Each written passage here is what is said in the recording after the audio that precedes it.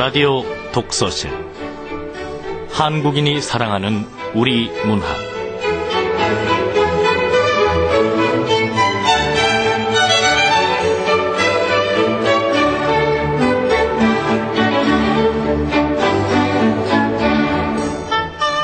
안녕하세요. 아나운서 김경란입니다. 질 나쁜 연애 문혜진. 이 여름 낡은 책들과 연애하느니 불량한 남자와 바다로 놀러 가겠어. 잠자리 선글라스를 쓰고 낡은 오토바이에 바퀴를 갈아 끼우고 제니스 조플린의 머리카락 같은 구름의 일요일을 베고 그의 검고 단단한 등에 얼굴을 묻을 거야. 어린 시절 왜 엄마는 나에게 바람도 안 통하는 긴 플레어 스커트만 입혔을까? 난 다리가 못생긴 것도 아닌데. 문혜진 시인의 질 나쁜 연애 그 앞부분입니다. 이 시는 검은 구름을 몰고 나와 함께 떠나지 않겠어? 이런 구절로 끝이 나죠. 이 시에 등장하는 제니스 조플린은 27살의 요절한 최초의 여성 록 가수 이름입니다. 요즘의 시를 읽다 보면 참 솔직하다는 생각을 하게 돼요. 이 시도 오토바이를 모는 남자와 바다로 놀러 가고 싶다라는 내용인데 그래요. 살다 보면 살짝 일상에서 벗어나고 싶을 때도 있죠. 고정된 일상에서 벗어나도 되는 여름 휴가철. 올 여름에는 글쎄요. 세상이 허락하는 범위 안에서 나만의 틀을 깨보는 건 어떨까요?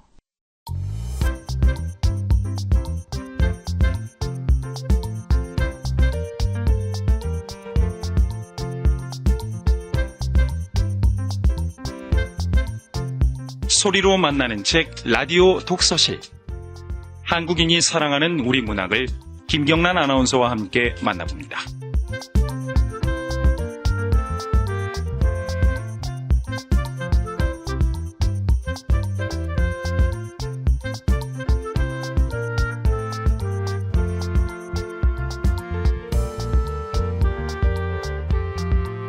KBS 라디오 독서실 한국인이 사랑하는 우리 문학. 오늘은 여름철을 맞아 추리소설 한 편 소개해드리겠습니다. 한국 추리소설의 대표 작가라고 해도 과언이 아닐 거예요. 바로 김성종 작가인데요.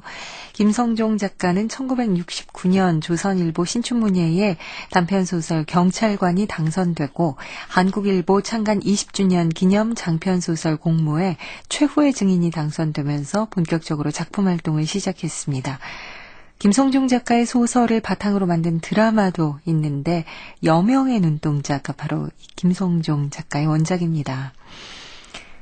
요즘은 부산에서 작품에 몰두하고 있는데 저희가 잠시 후에 전화 연결해서 작품에 대한 이야기 나눠보겠습니다. KBS 라디오 독서실 한국인이 사랑하는 우리 문학 김성종 작가의 오해입니다.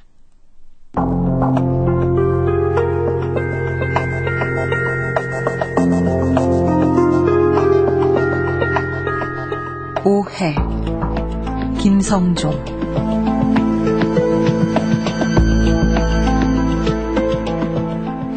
졸음을 이기지 못해 막 눈을 붙이려고 했을 때 전화벨이 요란스럽게 울렸다.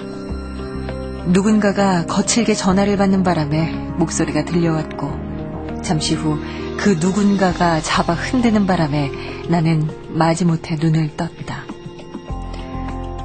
반장님, 일가족이 모두 당했다는데요. 일가족이 모두 당했다면 최소한 서너 명쯤 죽었다는 말이 아닌가. 나는 눈만 감고 있을 뿐 이미 긴장해 있었다. 새벽 3시가 막 지나고 있었다. 나는 비틀거리며 몸을 일으켰다.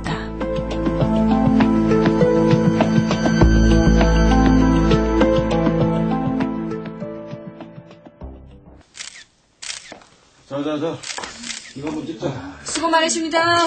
부반장님, 이쪽입니다. 비비는 양반 저기네. 신고했다는 남자는? 저기 식탁 의자에 덜덜 떠느라고 말도 잘 못해요. 아이고 완전 난도질을 했구만. 애들을 이렇게 잔인하게. 이 사건도 사이코패스 아닙니까? 살인사건 현장은 중산층이 몰려 사는 아파트 단지 안에 15층에 있는 한 가정집이었다. 집 안으로 들어서자 먼저 피비린내가 확 풍겨왔다. 집 안에는 신고자로 보이는 40대 사내 혼자 있었다. 그는 마치 살인자이기나 한 것처럼 온통 피투성이었고 쏟아지는 질문에 제대로 답변도 하지 못할 정도로 부들부들 떨어대고 있었다.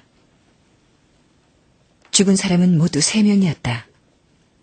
어린 소녀 2명과 그들의 어머니로 보이는 부인, 이렇게 3명이었는데 모두가 차마 눈뜨고 볼 수 없을 정도로 참혹하게 살해되어 있었다.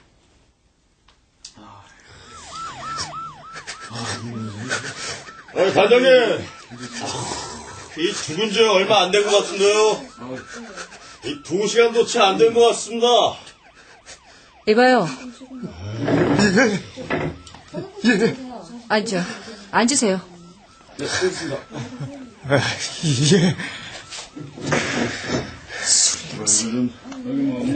술 좀 하셨군요. 예. 좀 마셨습니다. 친구들하고.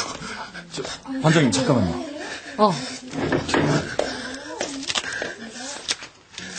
저 남자, 이름은 강민식이고요. 나이는 43세. 현재 건설업에 종사하고 있습니다. 원한 관계가 있을지도 모르니까 주변 조사하고 여자 있는지도 알아봐. 예, 알겠습니다. 저기 어떻게 된 일인지 설명 좀 해주시겠습니까? 예. 3시쯤에 집에 돌아왔는데 아무리 초인종을 눌러도 응답이 없어서 차에 보관하고 있는 열쇠를 가지고 와서 문을 열었습니다. 집 안에 들어와 보니 모두 이렇게 죽어 있었습니다. 반장님요, 범행 흉기로 추정되는 색깔입니다. 자, 강민식 씨, 좀 진정하시고 안방에 가서 뭐 도둑 맞은 거 없는지 좀 확인해 보세요. 최 형사님, 같이 가시죠. 예, 그럽시다. 내 인상도 산돼지처럼 험하지만 저 인간 인상도 아주 더럽네. 영락 없는 살인범 인상이잖아요, 반장님. 외부에서 침입한 흔적이 없어요. 아무래도 저자가... 속단하지 마세요. 저 주위에 탐문도 해보고 지문은 빼놓지 말고 확보해요. 저 혹시 술에 취해서 저지른 거 아닐까요? 아무리 술에 취했다고 가장이 자기 처자식들 저렇게 무자비하게 죽일 수 있어? 알코올 중독자는 너무 취하면 필름이 끊겨서 아무것도 기억하지 못하는 수가 있습니다. 그런 사람들은 일단 취하면 눈에 보이는 게 없죠. 가족들이 짐승으로 보일 수도 있고, 그래서 마구 칼을 휘두를 수도 있다고요. 그리고 깨어나면 전혀 기억을 못하죠. 남영사, 추리소설 그만 쓰고 증거를 찾아, 증거를. 네, 아무래도 저 남자 인상이죠. 강 여사님, 이 집 주인이 3시까지 어디서 술을 퍼마셨는지 알아봐요. 알리바이가 확실한지. 알겠습니다, 우 반장님. 반장님요, 도둑이 된 것 같진 않습니다. 외부에서 침입한 건 아니다. 그럼.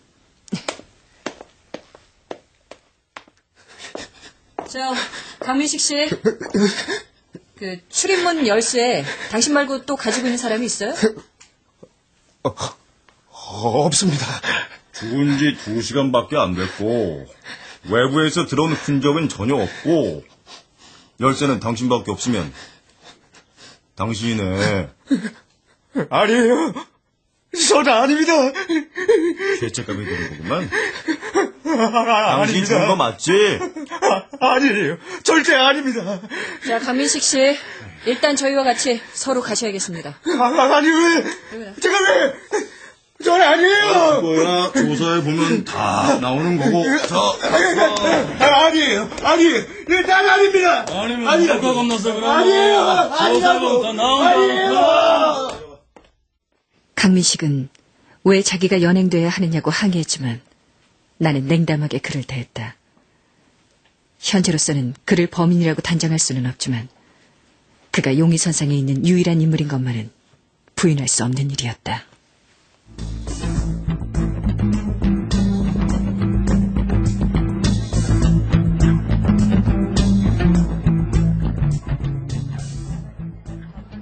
자, 산모녀 살인사건 뭐 좀 건졌습니까, 강 형사님? 직감이라는 게 있습니다. 그 남자가 범인입니다. 강 형사님, 그렇게 단정 짓지 말라고 했잖아요. 강민식이 범인이라면 그렇게 얘기하는 근거는 뭡니까? 일단 술에 취해 있었고 그 남자 외에 외부에서 다른 사람이 침입한 흔적이 전혀 없었습니다. 예, 반장님. 집안에 있는 지문들 빠짐없이 채취해가 조회를 해보니까네 전부 강민식이 그놈하고 가족들 거다, 예. 덧붙이자면 탐문 수사 결과 부부싸움이 잦았고 평소 강민식의 폭력이 심했던 것으로 드러났습니다. 어떤 때는 여자가 이웃집으로 도망도 가고 병원에 입원한 것까지 한두 번이 아니랍니다. 하여간에 잔인한 놈으로 소문나 있었습니다. 다들 강민식이 범인이다. 하긴 무자비한 폭력이 살인으로 발전하는 건 흔한 일이지. 남 형사는 뭐 건진 거 없어? 알리바이가 분명치 않습니다. 강민식이 귀가한 것은 03시경이었다고 했고 그 전까지 술집에서 술을 마셨다고 진술했는데 강민식이 술을 마셨다는 술집은 모 여대 앞 카페입니다. 그래서 확인 결과 강민식이 카페에서 나간 건 밤 11시경입니다. 밤 11시라고 확신하는 단서는? 강민식이 사인한 신용카드 매출표에 정확한 날짜와 시간이 적혀 있었습니다. 좋아. 시간은? 7월 22일 23시 18분이었습니다. 그럼 23시 18분 이후부터 03시까지의 알리바이는? 그게 그 시간에 알리바이를 대지 못하고 있는 겁니다. 강민식은 이곳저곳 돌아다니면서 술을 마셨는데 너무 취해서 기억이 잘 나지 않는다고 횡설수설합니다. 강민식이 범인 맞네.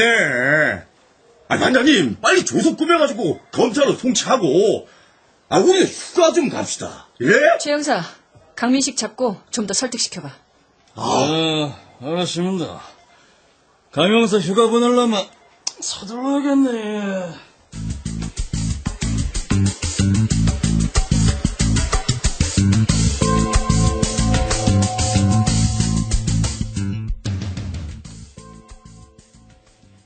마침내 사흘째 되던 날, 그는 걸레처럼 구겨진 모습으로 자신이 가족들을 살해했음을 자백했다.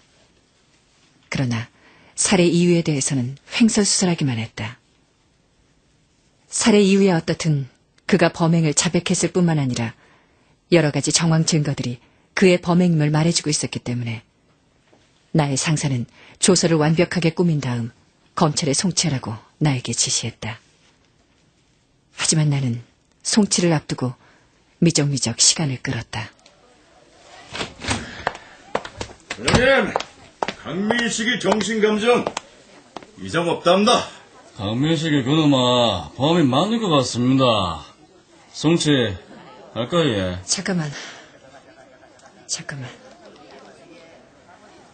이게 그냥 좀 찜찜해서 말이야. 뭐가 찜찜하다는 거야? 범인 맞구만. 하여튼 여자가 반장이라. 강 형사님.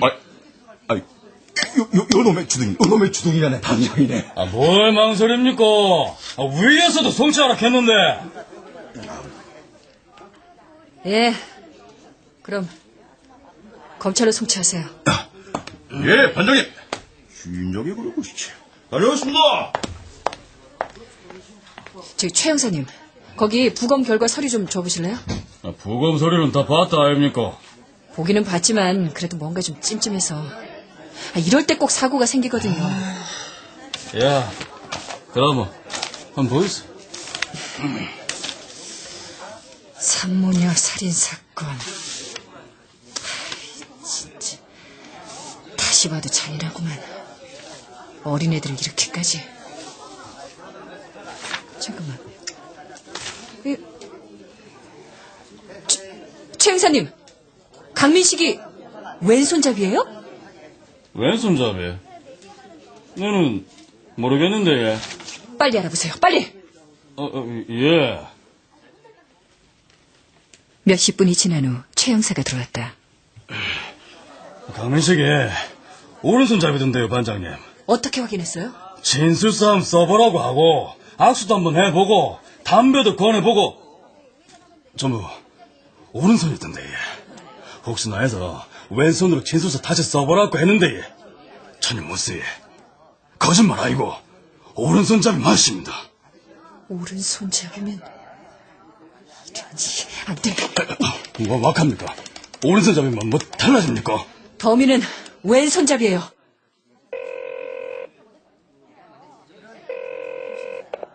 예, 우반장님 무슨 일입니까? 저 그 사이에 또 사건 터졌어요? 저 강 여사님, 강민식 송치 서류 넘겼습니까? 아니요. 차 밀려서. 잘 됐다. 저 그냥 돌아오세요. 참 또 왜 그러세요? 강민식이 범인 맞다니까. 증거, 서류 다 완벽하잖아요. 새로운 사실이 발견됐어요. 강민식은 범인 아닙니다.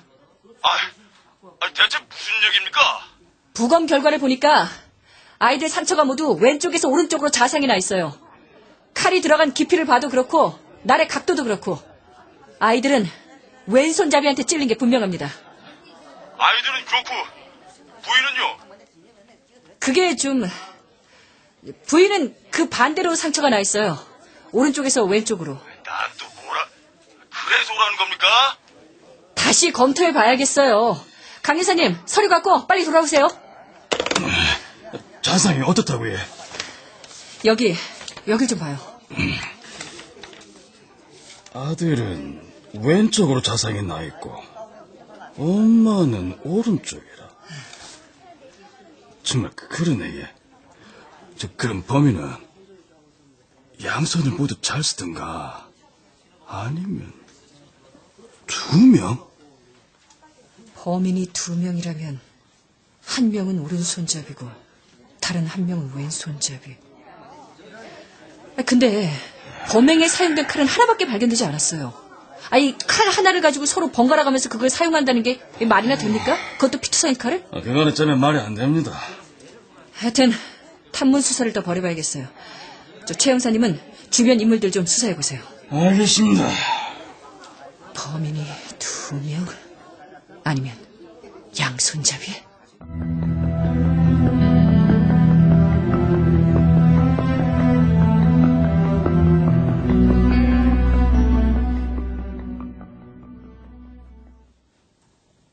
대체 날 언제까지 잡아두실 겁니까? 범인을 잡는데 협조를 해주시면 빨리 보내드리겠습니다. 강민식 씨 혹시 주변에 왼손잡이가 있나요? 왼손잡이요? 네. 아이를 죽인 범인은 왼손잡이가 틀림없습니다. 물론 부인은 오른손잡이한테 당했지만. 주변에 왼손잡이가 있나요? 큰애가 왼손잡이였어요. 그리고 뭐죠? 애들 엄마도 왼손잡이였어요. 부인? 피살된 부인이? 그래. 부인이 범인일 수도 있었어. 왜 그 생각을 못했을까? 하긴 언제나 죽은 사람은 수사 대상에서 제외하니까. 그래. 부인이 범인일 수도 있어. 애들하고 애 엄마 장례도 치러야 하고. 주변 조사를 해보니까 부인을 많이 때리셨던데 왜 때렸죠? 난 집사람 사랑한 적 없어요. 부인이 식칼을 들고 덤빈 적도 있다고. 그 사람 화나면 휙 돌아버려요. 지금 그 말은 부인이 휙 돌아서 애들을 죽이고 자살이라도 했다는 거예요? 아닙니다. 난 단지 내가 죽이지 않았다는 말을 하는 겁니다. 그냥 집에 오니까 다 죽어 있었어요. 다! 그럼 정말 죽은 민지아가 범인이란 말인가?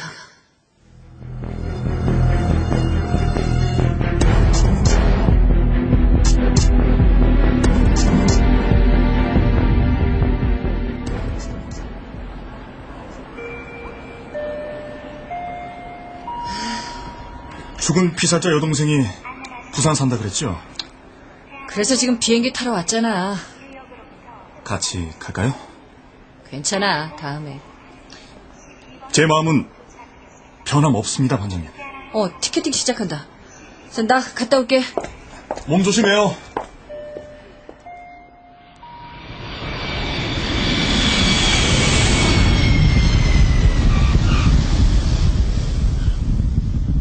한 시간쯤 지나 비행기는 마침내 김해공항에 무사히 착륙했다. 참혹하게 살해된 민지아에게는 여동생이 하나 있는데 그녀는 부산에 살고 있었다. 사건 직후 어수선할 때 그녀가 수사본부에 잠시 다녀가긴 했지만 그때 나는 다른 곳에 있었기 때문에 그녀를 만나보지 못했었다. 민지아의 동생인 지영은 미장원을 경영하고 있었다.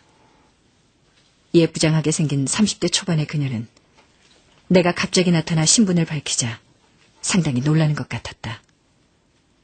그녀를 데리고 부근에 있는 찻집으로 들어갔다.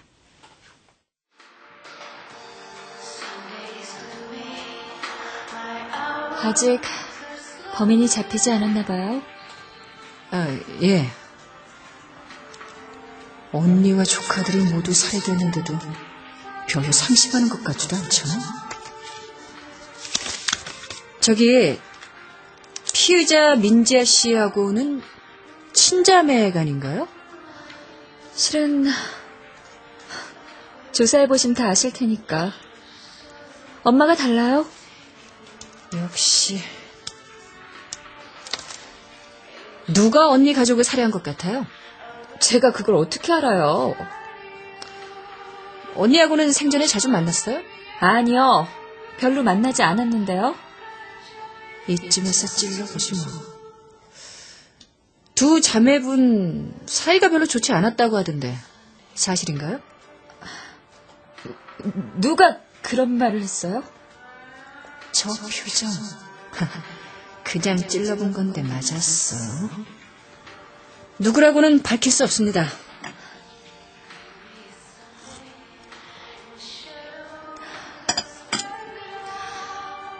언니하고 사이가 좋지 않았던 건 사실이에요.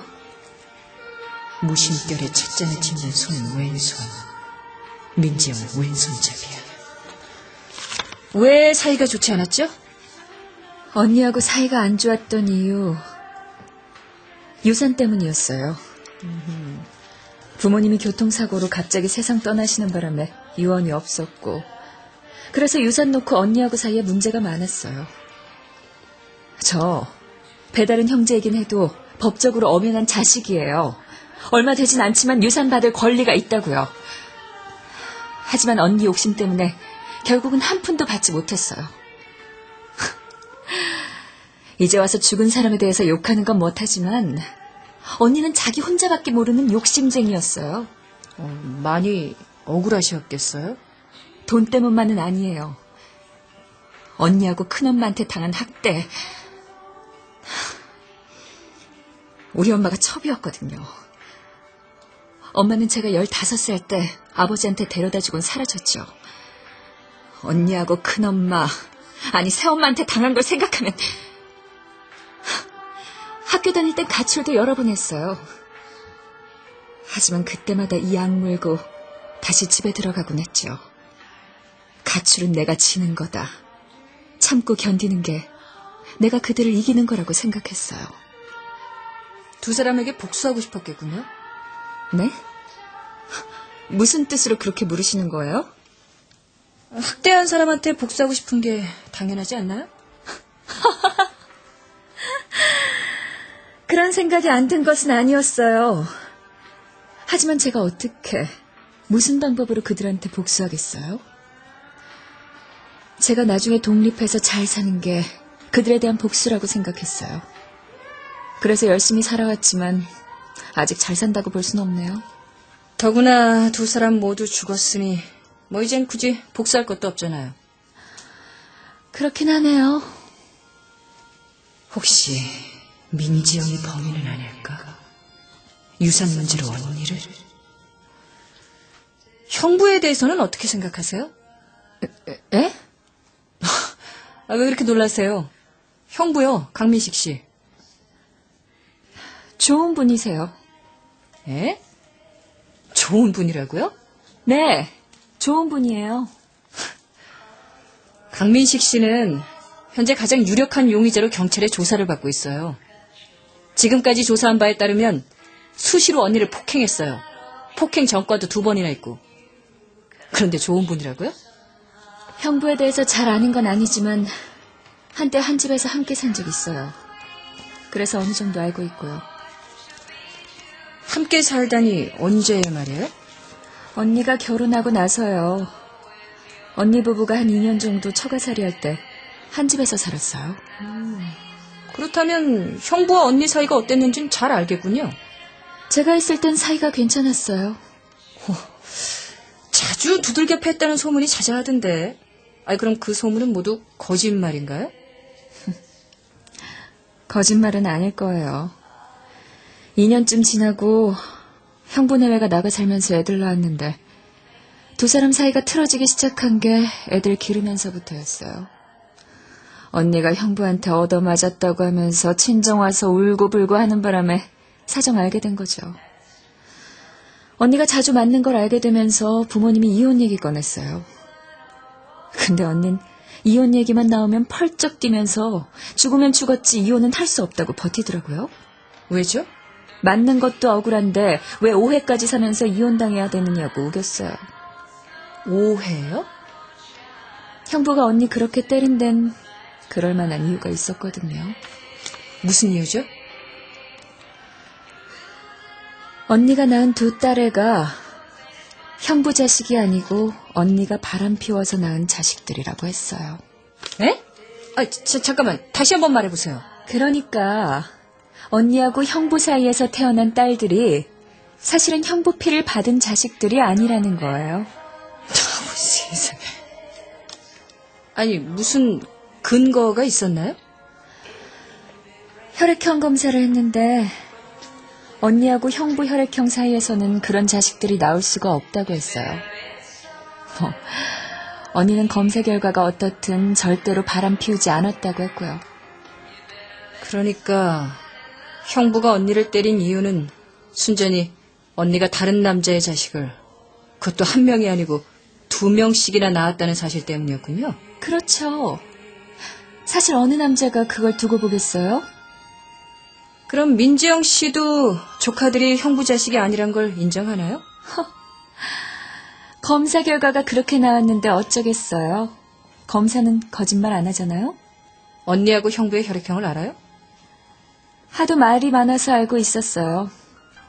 형부 혈액형은 A형이고 언니는 O형이에요. 그리고 애들 둘 다 AB형으로 나왔고요. A형과 O형 사이에서는 AB형 절대 나올 수 없다던데. 그런데 강민식 씨는 폭행 이유에 대해 얘기할 때 그런 말을 하지 않았거든요. 왜 그런 말을 하지 않았을까요?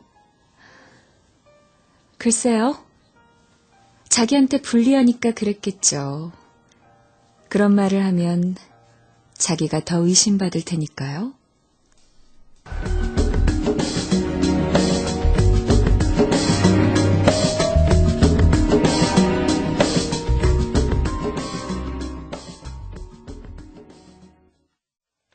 수고들 많죠? 부산이 화곡동도 아니고 어째 이리 빨리 옵니까? 어젯밤에 오려고 했는데 차가 없어서 할 수 없이 자고 온 거예요. 남영사, 혈액검사 결과 나왔어? 예, 그 혈액형은 말씀하신 대로입니다. 강민식 A형, 민지샤 O형, 애들은 둘 다 AB형이요. 그럼 강민식이 또 용의자가 되는 거네. 자기 애가 아니니까 술 마시고 홧김에 그냥 봐라 강용사야. 이 칼자하고는 어째 설명할래? 강민식이는 오른손잡인기라. 칼자국도 그렇고 피살자들 노안인 외치도 민자가 애들 먼저 죽이고 자살한 일치 아이가 외부 침입은 전혀 없었건 말이다. 민자가 맞대. 예, 저도 최 형사님하고 생각이 같습니다. 왼손잡이인 민지아는 자기 딸부터 칼로 찔러 죽인 후 자신도 스스로 찔러 자살했습니다. 딸들은 상처가 여러 군데지만 민지아 상처는 한 군데밖에 없는 것도 자살을 뒷받침해주죠. 또 민지아는 최근까지 심한 정서불안 상태에 있었습니다. 예, 여러 증거가 확실한 만큼 피의자 민지아로 기록 작성하고. 그런데 그런데 또 뭐가 찜찜합니까, 반장님? 그게 좀... 남영사, 지금 당장 4명의 혈액 샘플 가지고 과학수사연구소에 다녀오세요. 아무래도 유전자 검사를 해봐야겠어. 연구소에 가서 최 박사를 찾으면 될 겁니다. 예, 다녀오겠습니다. 찜찜하면 풀어야지. 우리 강력계 우반장 명성에 찜찜한 거 풍자가 생긴 기라. 뭐.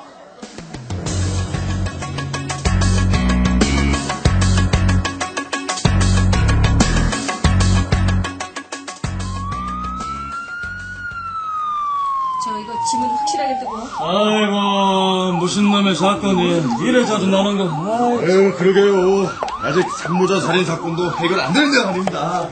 오반장. 여기 있었어요. 최 박사님이 사건 현장에 다 오시고. 과학수사연구소 안에만 있는 것보다 가끔 현장에 나와보는 것도 도움이 됩니다. 정말 무슨 일이세요?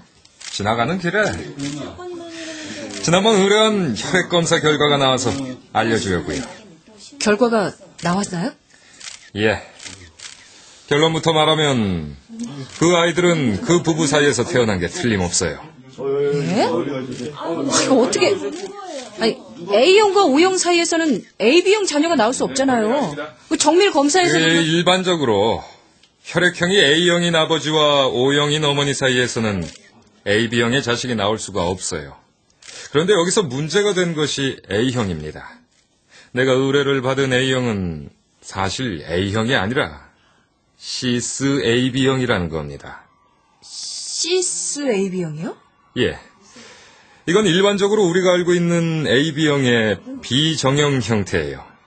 혈액 내의 A형 또는 B형 어느 한쪽의 특성, 그걸 항원성이라고 하는데 그것이 미약해서 일반적인 혈액형 검사에서는 A형 또는 B형으로 진단이 되죠. 극히 드문 혈액형입니다. 이 사건의 경우에는 시스 AB형으로 나타났습니다. 어떻게 그런 일이... 어떻게...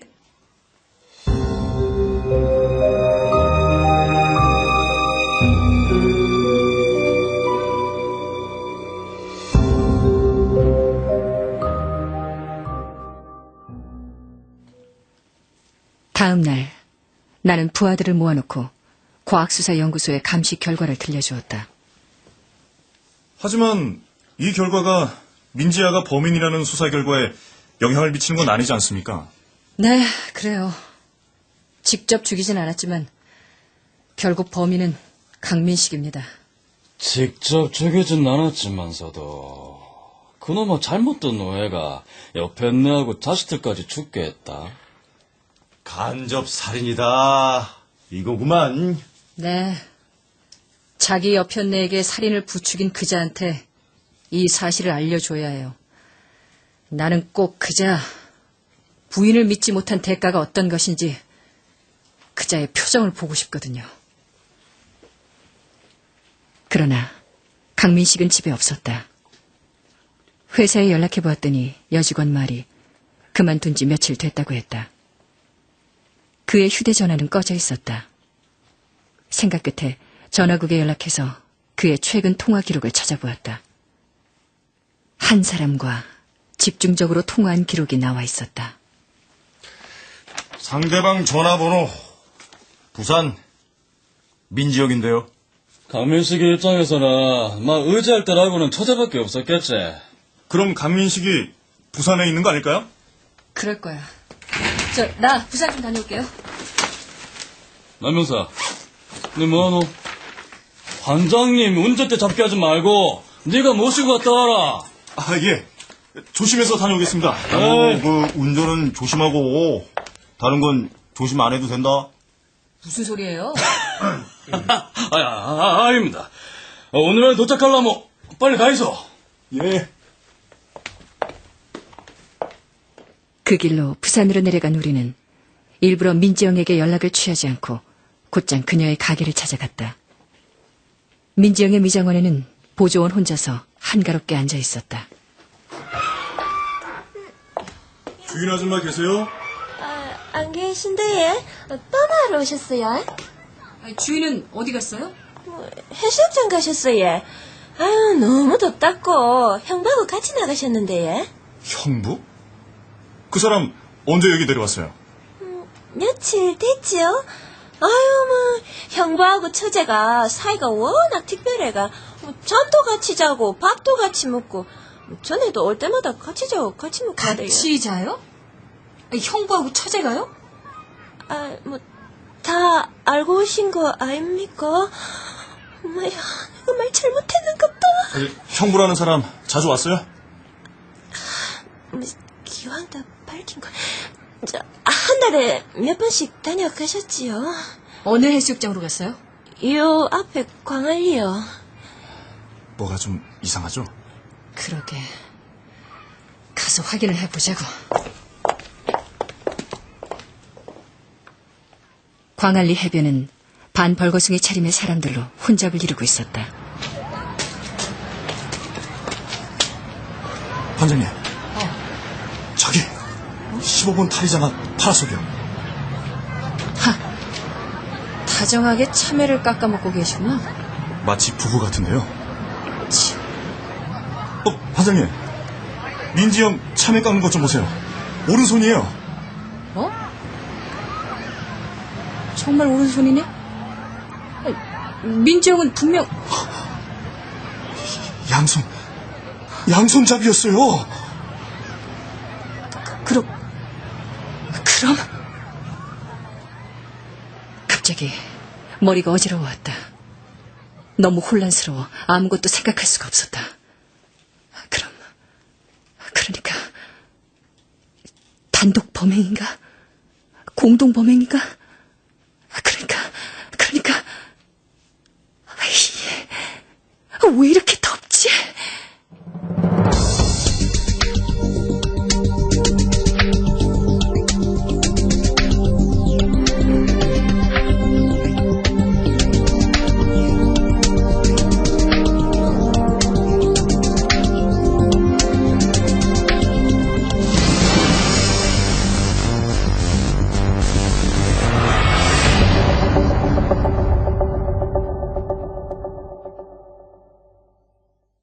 오해 함께 하셨는데요. 김성종 작가 전화 연결돼 있습니다. 안녕하세요. 예, 반갑습니다, 작가님. 저희가 오해라는 작품 함께 만나봤습니다. 바로 이런 질문 드리는 게 참 우문일 수 있을지 모르겠지만 범인이 누군 거예요? 민지영이에요? 아니면 민지영하고 강민식이 함께 저지른 공범인 건가요? 어떻게 되는 건가요? 그게 독자들은 좀 헷갈릴 거예요. 예. 확실히 누군지. 네. 저는 이게 내 작가도 누구라고 딱 꼬집지 않았어요. 좀 열어뒀어요, 범인을. 네. 그게 범인이 한 사람일 수도 있고, 그렇게 지영이라는 여자. 네. 일 수도 있고, 강민식이하고 함께 저지른 그 공동 범행이나 할 수도 있고, 예, 그런 가능성을 열어뒀습니다. 그래서 딱 잘라서 끝을 맺지 않고 좀 애매하게 놔뒀죠. 그러게 말입니다. 그래서 생각의 가지들이 굉장히 여러 개로 뻗어나갔어요. 끝까지 함께하면서. 그러니까 정말 마지막에 제대로 된 반전이 있었던 거예요. 그렇죠? 그렇죠. 처음에는 이제 그 부인이 자식들을 죽이고 자기도 자기란 것처럼 네. 혈액형 오해가 억울해가지고 그렇게 그러고 끌고 가다가 나중에 가서 이제 반전을 하는 거죠. 네. 근데 저는 이 작품 함께하면서 새로운 사실을 알게 됐는데 혈액형도 비정형 형태라는 게 있군요. 이건 어떻게 작가님은 알고 계셨어요? 네, 그런 또 사건도 있었어요. 아, 그래요? 혈액형 오해로. 우리가 평생을 대개 혈액형 검사 같은 거 안 하고. 네. 그냥 학교에서 그냥 이렇게 대충 했던 그 건강검사에 나왔던 검진에 나왔던 혈액형을 가지고 그것이 자기 혈액형인 줄 알고 평생 살고는 사람들이 대부분이거든요. 맞아요. 근데 사실은 또 그렇지 않은 경우가 있어요. 좀 더 세밀하게 들어가 보면 자기가 지금까지 잘못 혈액형을 알아왔다는 그런 결과들이 가끔 있죠. 네. 이제 그것이 빚어낸 어떤 그 사건, 그게 이제 과거에 실제로 이런 혈액형 오해로 빚어진 그 비극적인 사건 같은 것도 있습니다. 아, 그렇군요. 정말 작품 안에서가 아니라 현실에서도 그런 사건이 있다니까 좀 더 안타까운데, 보통 혈액형으로 이제 뭐, 어머니가 O형이고 아버지가 A형이면 O형 아니면 A형밖에 안 나오지 뭐 이런 식으로 이제 부모 자식 관계가 친자인지 아닌지를 혈액형으로 이제 보통들 많이 이야기를 하잖아요. 근데 앞으로는 진짜 이런 것도 확실하게 알아봐야겠네요. 오해가 생길 수도 있는 거니까. 그렇죠? 예. 혈액형은 확실히 알아두는 게 좋죠. 나중에 뭐 사고 나고 수혈을 할 때 네. 또 잘못 수혈을 할 수도 있고 여러 가지로. 예. 그래요. 지금 작가님은 오랫동안 추리소설 정말 많은 작품을 써오셨잖아요. 네네. 이렇게 추리소설의 매력 때문인 건가요? 어떻게, 뭐, 추리소설의 매력, 추리소설만의 힘? 뭐, 어떤 게 있을까요? 이제 소설은 뭐, 장르가 이제 이렇게 뭐, 순수소설이 있고, 네. 이런 뭐, 추리소설, 또는 뭐, SF랄지, 뭐, 과학소설, 뭐, 이런, 환상소설 이런 게 있는데 그 분야 중에서 이제 추리소설은 외국에서는 그 역사가 상당히 깊고 굉장히 그 대중적인 인기가 많은데도 불구하고 한국에서는 그 역사가 굉장히 짧아요. 그래서 이제 그런 면에서 저는 좀 거기에 관심을 오래 옛날부터 가지게 되었고 그리고 추리의 그 매력이란 게 사람들이 그 본능이 호기심이라는 게 있는데 그 호기심을 우선 자극을 하는 문학이죠. 그래가지고 거기서 어떤 그 사건이 일어나고 거기에 대해서 이제 그 사건을 알고 싶어하는 인간의 어떤 그 추리적인 욕구 그것을 이제 문학적으로 표현하고 그걸 작품으로 승화시킨 게 추리소설이라고 볼 수 있죠. 그래서 추리소설은 뭐 누가 읽어도 다들 그 흥미를 느끼기 마련이죠. 인간의 그 어떤 본성을 자극하는 거기 때문에. 네. 그래요.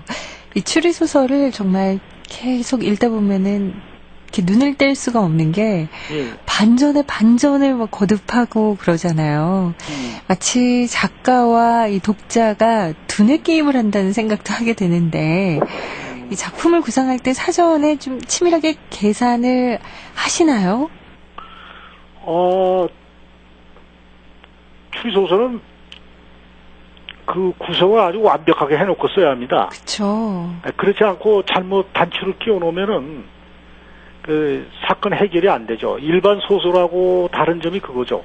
정확히 치밀하게 계산을 해놓고 나가야 이제 그 뭐 뒤에 가서 반전이 있다든가 이런 게 있고 형사 콜럼보처럼 범인이 누군지 처음부터 독자들한테 보여주고 같이 이렇게 수사를 해나가는 그런 방법도 있고 뭐 방법은 여러 가지가 있습니다. 그러게 말이에요. 추리소설을 보면 아주 복잡한 수학 공식 같다라는 생각도 하게 되거든요.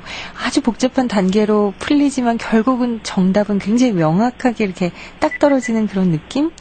그래서 굉장히 항상 추리소설을 쓰는 분들은 어떻게 구성을 하실까가 참 궁금했습니다. 자, 끝으로 그러면 추리소설을 사랑하는 독자들에게 좀 한 말씀 해주세요. 여름이면 추리소설을 많이 찾습니다. 그쵸.